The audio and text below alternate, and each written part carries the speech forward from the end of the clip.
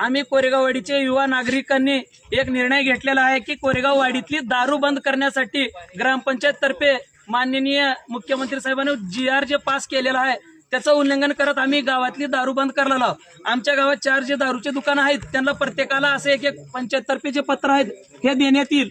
आणि तिने बघा तानाजी बंकट बाचके, शिवाजी बंकट बाचके आणि सुगरुबा भोसले आणि गोविंद माधव लवटे यांचे 4 जणांचे पत्र इथं तयार केलेले आहेत। ग्रामपंचायतनं शिक्कातेल मारून दिलेला आहे। यांना 4 जणांना आम्ही पत्र दिलं आणि उद्यापासून जर ज्यांनी कोणी दारू विकले तर त्यांना त्यांच्या घरासमोर आमचं उपोषण जारी राहणार आहे। हे आपली युवा पिढी आहे हे प्रत्येकाला असं जाहीर आव्हान दिलेलं आहे आणि ह्याचं उल्लंघन करावं अशी आमची विनंती आहे आणि सगळ्यांनी याचं उल्लंघन करावं। आणि जर कोणी दारू प्यायला जर बाहेरचं जर गावातलं जर दारूच्या दुकानाला दिसलं त्याला कायदेशीर मारहाण होण्यात येईल, ओढून मारण्यात येईल।